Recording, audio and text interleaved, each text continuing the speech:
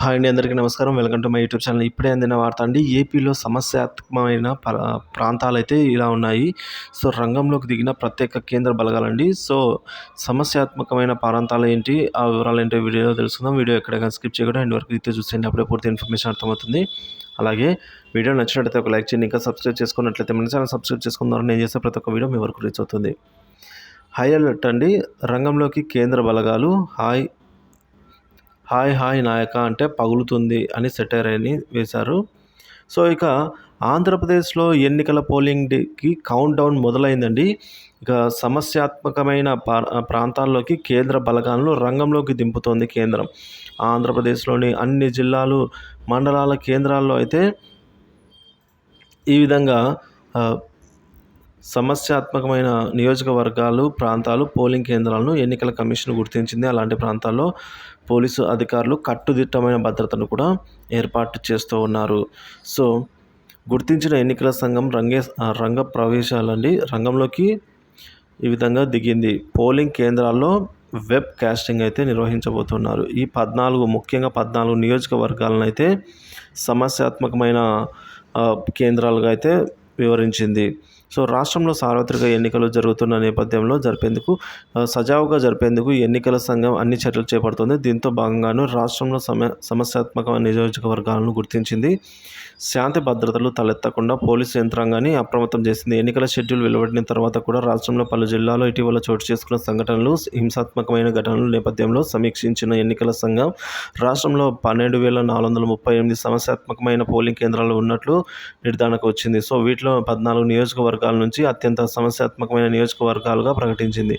మాచర్ల, వినుకొండ, గురజాల, ఇక పెదకూరు, ఒంగోలు, ఆళ్లగడ్డ, తిరుపతి, చంద్రగిరి, విజయవాడ సెంట్రల్, అలాగే పుంగనూరు, పలమనేరు, పీలేరు, రాయచోటి, తంబెలపల్లె తదితర నియోజకవర్గాలు అన్నీ కూడా సమస్యాత్మకంగా అయితే ఉన్నట్టుగా నిర్ణయం తీసుకోవడం జరిగింది. సో, ఎన్నికల సంఘం ఆయా నియోజకవర్గాల్లోని పోలింగ్ కేంద్రాల్లో ఘర్షణలు చోటు చేసుకునే అవకాశం ఉన్నట్లుగా అయితే వివరించిందండి. సో, కాబట్టి దీనికి తోడుగా గతంలో జరిగిన ఎన్నికల సమయంలో అయితే చోటు చేసుకున్న ఘటనల ఆధారంగా ఓ నిర్ణయానికైతే వచ్చింది. అయితే ఈసారి సమస్యాత్మకమైన నియోజకవర్గాల జాబితాలో విజయవాడ సెంట్రల్ను చేర్చడం గమనార్హము. సో, ఇటీవల విజయవాడ సెంట్రల్ నియోజకవర్గ ఎన్నికల పర్యటనలో సీఎం జగన్పై రాయితో దాడి జరిగిన ఘటన చోటు చేసుకుంది. దీంతో ఆ తర్వాత పరిణామాలను నిశ్చింతంగా గమనిస్తూ వచ్చిందండి కేంద్ర ఎన్నికల ప్రభుత్వం. సో, ఈ నియోజకవర్గంలో పలు పోలింగ్ కేంద్రాల్లో ఘర్షణలకు ఆస్కారం కూడా ఉన్నట్లుగా లేకపోలేదని అయితే తెలియజేసింది. సో, ఇప్పటికే నిఘా వర్గాలు అంచనాకైతే వచ్చాయండి. రాయదాడి ఘటన తర్వాత రాజకీయ పరిణామాలు. ఇక్కడ టీడీపీ అభ్యర్థి బోండా ఉమాను అర్ధరాత్రి పోలీసులు అరెస్ట్ చేసేందుకు యత్నించిన ఉదంతం రాజకీయ ప్రత్యర్థుల వ్యూహాత్మకాలను అయితే ఈసీ పరిగణలోకి తీసుకోవడం ద్వారా సమస్యాత్మకమైన నియోజకవర్గాల సరసన సెంట్రల్పై కూడా దృష్టి పెట్టింది. పల్నాడు జిల్లాలోని పెదకూరపాడు, అలాగే వినుగొండ, గురజాల, మాచర్ల అసెంబ్లీ నియోజకవర్గాలు, ప్రకాశం జిల్లాలోని ఒంగోలు, నంద్యాల జిల్లాలోని ఆళ్లగడ్డ, తిరుపతి జిల్లాలోని చంద్రగిరి, తిరుపతి ఎన్టీఆర్ జిల్లాలో విజయవాడ సెంట్రల్, చిత్తూరు జిల్లాలో పొంగనూరు, పలమనేరు, అన్నమయ్య జిల్లాలో పీలేరు, రాయచోటి, తంబెలపల్లి నియోజకవర్గాలు ఘర్షణలు, అల్లర్ల నేపథ్యంలో అయితే ఈ విధంగా ముందస్తు చర్యలకు సంఘం ఉపక్రమించింది. సో, చిత్తూరు జిల్లాలోని సమస్యాత్మకమైన ప్రాంతాల్లో కేంద్ర బలగాలను రంగంలోకి దింపామని జిల్లా కలెక్టర్, ఎన్నికల అధికారి షణ్మోహన్ అన్నారండి. శనివారం సాయంత్రం 6 గంటల లోపు ఎన్నికల ప్రచారం అయితే ర్యాలీలు పూర్తి చేసుకోవాలని అయితే అన్ని రాజకీయ పార్టీల నాయకులకు జిల్లా కలెక్టర్ షణ్మోహన్ మనవి చేశారు. శనివారం సాయంత్రం 6 గంటల తర్వాత ఎన్నికల ప్రచారం ర్యాలీలు నిర్వహించినట్టుగా తెలిసినా కూడా చట్టబద్ధమైన చర్యలు తీసుకుంటామని జిల్లా కలెక్టర్ హెచ్చరించారు. శనివారం సాయంత్రం 6 గంటల నుంచి 144 సెక్షన్ అమల్లో ఉంటుంది. చివరి 2 రోజులు చాలా తక్కువ మంది ఇంటింటికి వెళ్ళి ప్రచారం చేసుకోవడానికి అనుమతి ఉందని జిల్లా కలెక్టర్ చెప్పారు. పోలింగ్ కేంద్రాలకు 200 మీటర్ల పరిధిలో ఎవ్వరూ కూడా ఇటువంటి ఎన్నికల ప్రచారం చేయకూడదని అయితే తెలియజేశారు. అలా చేస్తే చట్టపరంగా చర్యలు తీసుకుంటామని జిల్లా కలెక్టర్ అన్ని ప్రాంతాల నాయకులకు హెచ్చరికలు జారీ చేశారు. ఓటు లేని వారు జిల్లా నుంచి వదిలి వెళ్లాలని చిత్తూరు జిల్లా ఎస్పీ మణికంఠ సూచించారు.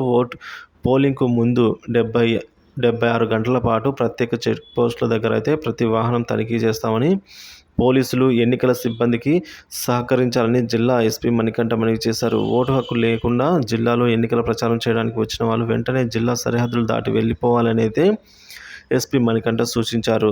సో ఈ విధంగా చిత్తూరు జిల్లాలోని అన్ని సమస్యాత్మకమైన ప్రాంతాల్లో కేంద్ర బలగాలు దింపుతామని, చట్ట వ్యతిరేక కార్యకలాపాలకు పాల్పడిన వారిపైన అయితే చట్టపరంగా చర్యలు తీసుకుంటామని జిల్లా కలెక్టర్ షణ్మోహన్, అలాగే జిల్లా ఎస్పీ మణికంఠ హెచ్చరించారు. మే 13వ తేదీన పోలింగ్ కేంద్రాల పరిసరాల్లో ఏ పార్టీ జెండాలు, కండువాలు వేసుకొని ఎవరూ తిరగకూడదని అయితే కలెక్టర్ సూచించారు. ఉమ్మడి చిత్తూరు జిల్లా పుంగనూరు, చిత్తూరు, చంద్రగిరి, తిరుపతి, పీలేరు, తంబెల్లపల్లి సమస్యాత్మకమైన అసెంబ్లీ నియోజకవర్గాలు అనేవి ఇప్పటికే ఎన్నికల అధికారులు అయితే వీటిని గుర్తించారండి. సో ఈ విధంగా అయితే ఉన్నాయి. వివరాలు నచ్చితే వీడియోని లైక్ చేయండి, షేర్ చేయండి. ఇలాంటి వీడియోస్ కోసం మన ఛానల్ సబ్స్క్రైబ్ చేసుకోండి. Thank you for watching this video.